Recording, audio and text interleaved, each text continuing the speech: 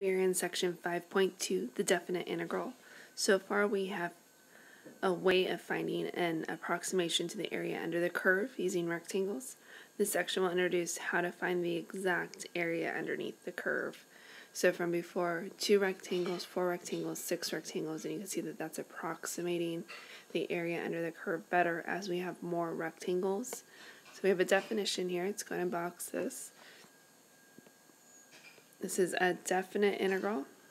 In a definite integral, if f is a function defined on the interval from a to b, we divide the interval ab into n subintervals of equal width. Delta x is found by doing b minus a divided by n. X naught's going to equal a, that's our starting value. And then x of n is going to be equal to b.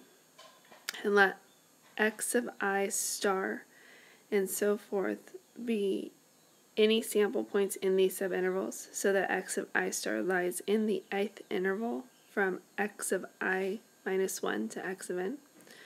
Then the definite integral of f from a to b is defined by, and this is a sum, the limit of a sum. And it says provided that the limit exists and gives the same value for all possible choices of sample points. If it does exist, we say that f is integratable on that interval. Notation, this is read as the integral of f from a to b. And that's what we have done here. This is our definite integral, where a is the lower limit of integration and b is the upper limit of integration, and f of x is the integrand. So words that we need to definitely know. So we have upper limit, lower limit, and integrand. It says the rectangular sum we found in the previous section are more generally called a Riemann sum. So a Riemann sum is a method of approximating the area underneath a curve on a graph. In section 5.1 we saw that the definite integral is the area under the curve. Now we can analyze a function that takes on both positive and negative y values. So we're extending upon what we learned last section. If f is both positive and negative, then the definite integral represents the net or the assigned area. So this is going to be the area above the x-axis minus the area below. So if you notice in the picture here, we have above is positive, and then below the x-axis, we have a negative area. So on here we have an example that says evaluate the integral by interpreting in terms of area. So I went ahead and sketched our graph here, and the graph that we have is our function, which is going to be y equals 2x minus 5.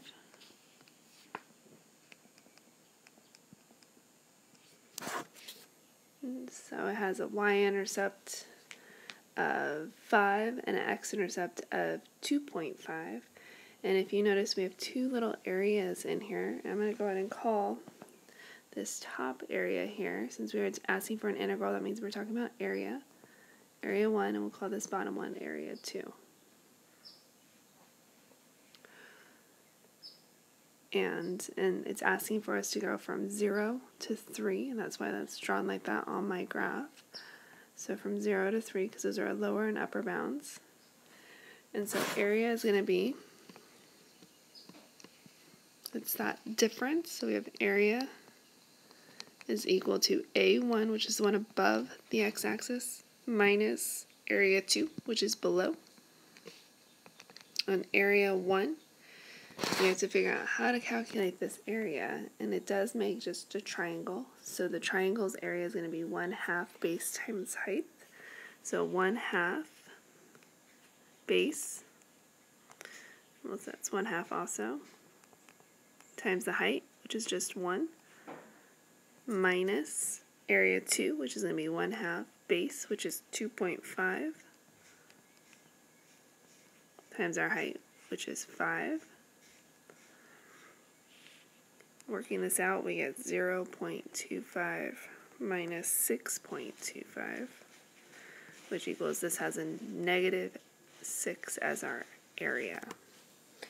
Negative represents the idea that it has more area below the x-axis than it does above. So the next thing that we have on the next page is a theorem. Let's go ahead and give that a star. It says if f is continuous on AB, or if f has only a finite number of jump discontinuities, then f is integratable on AB. That is, the definite integral from a to b of f of x dx exists. Theorem: if f is integratable on AB, then the integral from a to b of f of x dx is equal to the limit of the sum of our function, where delta x is equal to b minus a divided by n, and x of I is equal to a plus I times delta x.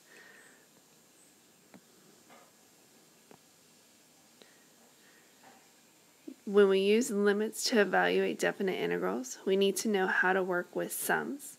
We will need to remember and use the following formulas from pre-calc. So these are from pre-calculus.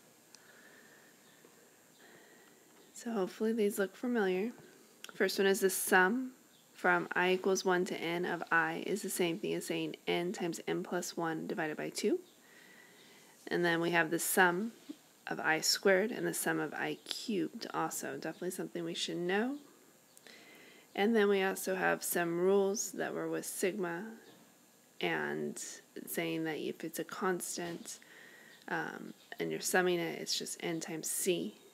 And then if you have a constant and a function, you can put that constant out in front, and you're able to add and subtract multiple terms together.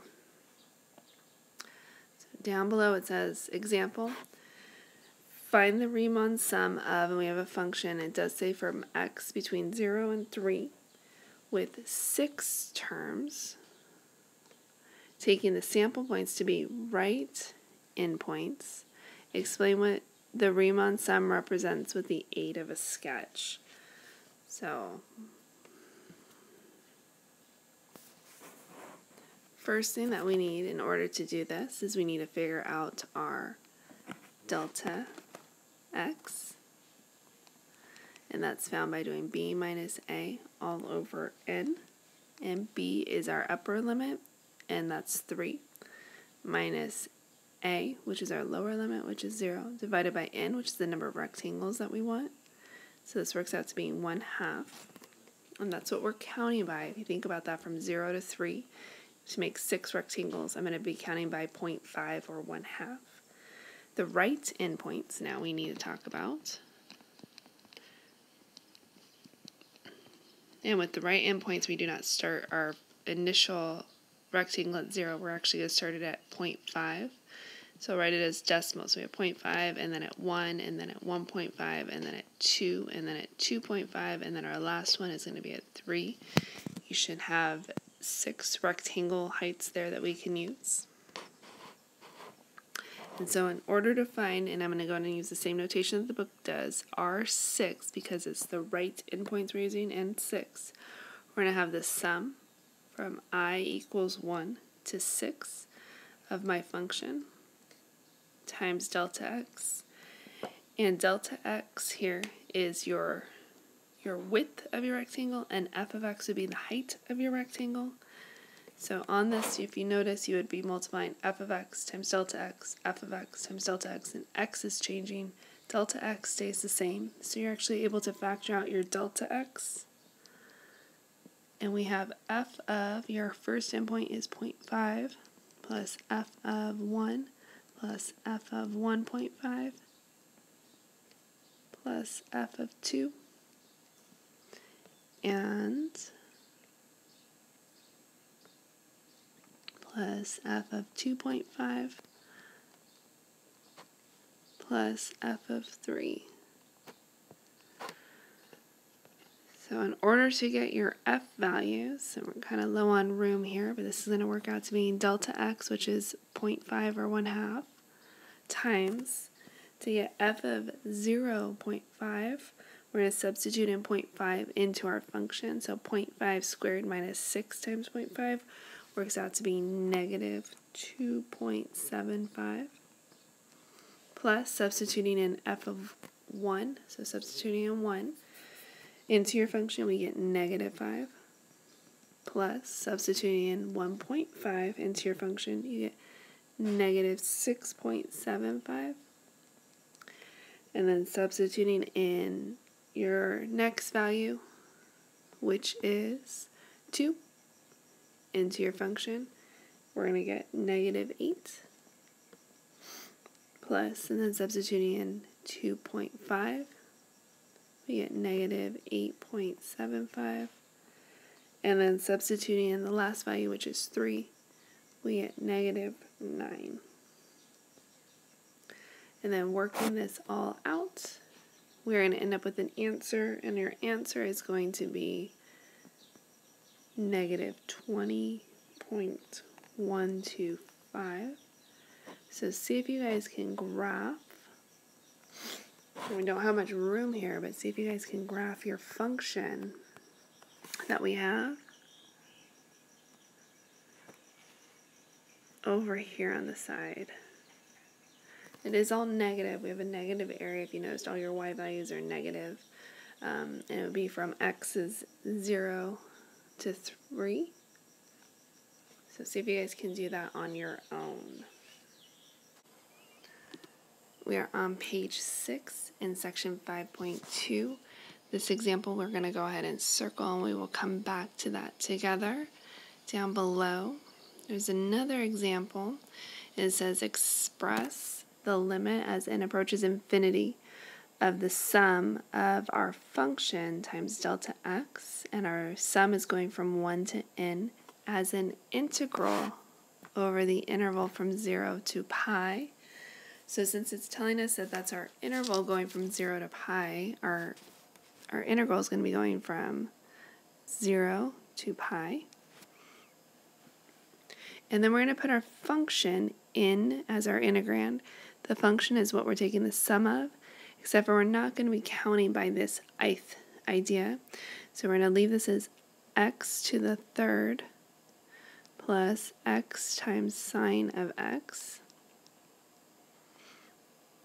And then instead of writing delta x here, we're going to rewrite that as dx. And this is called our integral. And so up above, that limit as n approaches infinity, that's the limit of a Riemann sum. And down below is our integral that we just came up with. We do not calculate it, we're just rewriting it.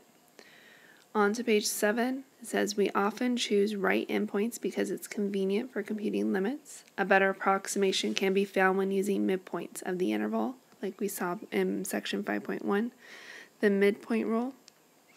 And so the integral from a to b of f of x dx is equal to, this is the same idea, delta x is calculated the same way. The only difference is that to come up with the midpoints, there's a little formula there. The book uses x bar to show the midpoints. So the example that we have here says use the midpoint rule with n is equal to 5 to approximate the integral and round answers to 4 decimal places. So on here we have our integral, and we can come up with our delta x, which is b minus a divided by n. And so we have delta x is equal to b minus a, and those are found by looking at your limits of integration. So delta x is equal to b minus a, so 2 minus 0, all over the number of triangles or n that we have here, that is 5, I should say rectangles, is equal to 2/5. And then if you were to use endpoints, which we're not, we're using midpoints, but if you were to use endpoints, we kind of need that to help think about where the midpoints would be. This would start at 0, the next one would be 2/5, the next one would be 4/5, counting by that delta x, next one would be 6/5, and then 8/5, and then 10/5. And so it starts at 0, and then 10/5 is equivalent to 2. So midpoints now. Midpoints is what we want. So your midpoints. So in between 0 and 2/5 would be 1/5. In between 2/5 and 4/5 is 3/5. Between 4/5 and 6/5 is 5/5. and you're more than welcome to write that out as 1. I'm going to leave it so that way I can see the pattern here. Then we have 7/5 and 9/5. Again, you should have 5 values because there's 5 rectangles that we have. Okay, so from here, we're going to have our integral from 0 to 2 of x over x plus 1 dx is equal to, and we're going to rewrite this as a sum, and our sum is going to go from I equals 1 to n, and n in this case is 5, of f of x sub I bar, because it's midpoints, times delta x.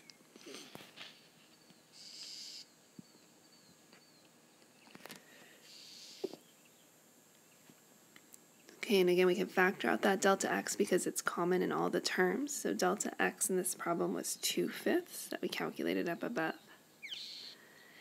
And then we have to find our functions at each of these midpoints. So the first midpoint that we have is 1.5. So we have f of 1/5 plus f of 3/5 plus f of 1, or if you want to leave it as 5/5, you can, plus f of 7/5 plus f of 9/5. So we have 2/5 times, and then you need to substitute these values into your function. Function is x over x plus 1. So substituting in 1/5, we get 1/6 plus the next term I have down is 3/8, and definitely try these on your own.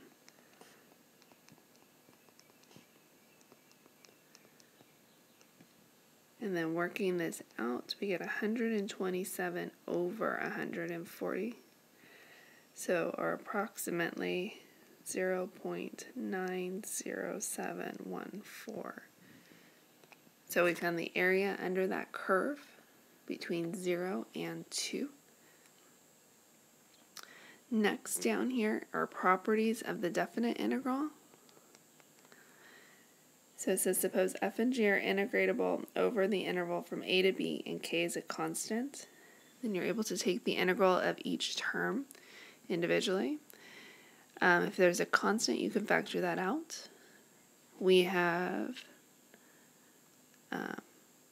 the integral from a to b of k, just a constant, factoring that out, is going to be k times b minus a.